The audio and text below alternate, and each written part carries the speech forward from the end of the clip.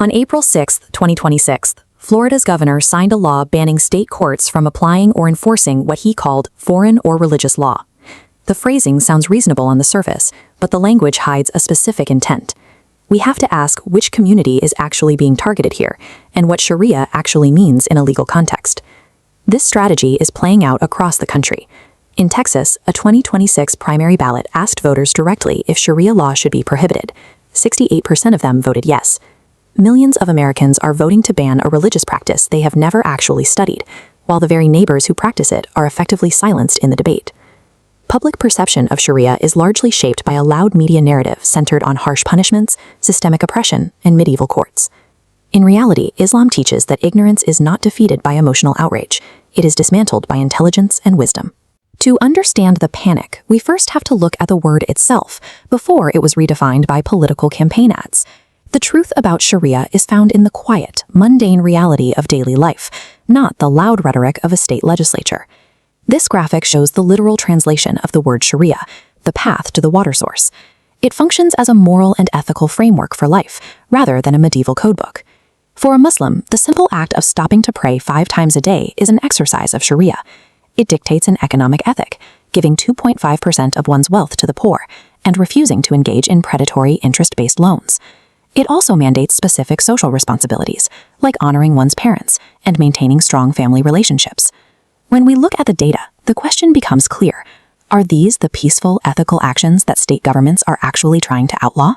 This timeline reveals a repetitive American pattern, the systematic use of legislative fear as a tool to isolate new minority groups.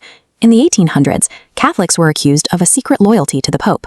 By the 1920s, that same fear-based logic was used to justify strict enrollment limits for Jewish Americans at major universities.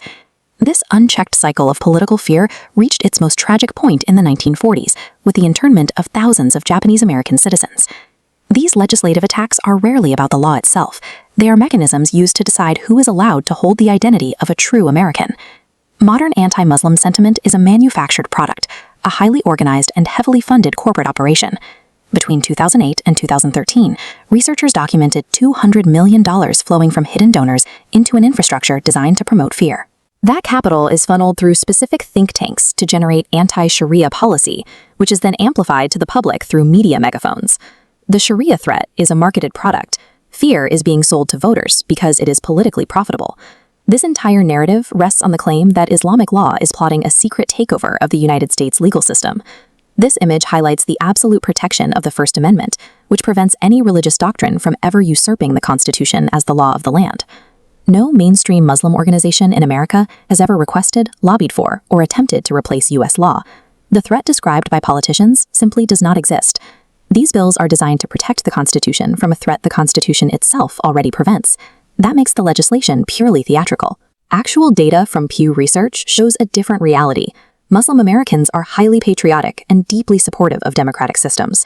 The people practicing Sharia are integral to our society, particularly in healthcare, where thousands of Muslim doctors serve in American clinics every day.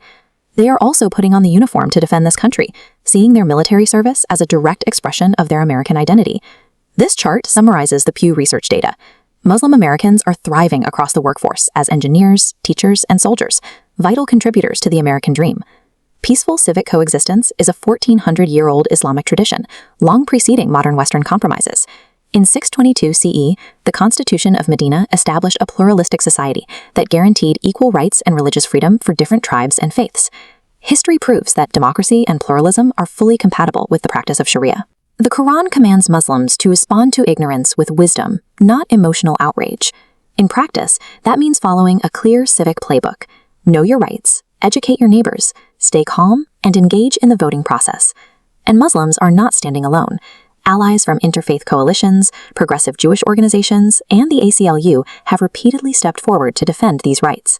The most effective counter to a $200 million fear campaign is a calm, organized, and legally informed community standing with institutional allies. Zooming out to the global scale, nearly 2 billion people practice this faith across every race and culture. Reducing this global tradition to a local political talking point is a mistake. The ultimate goal of Sharia, as stated in the Quran, is to stand firmly for justice for everyone, even if it goes against oneself. Integration happens through conversation, not through unconstitutional bans. If you are willing to listen, The division ends there. Examine the history and the data for yourself. Ask whether banning a religious practice protects American freedom or slowly destroys it.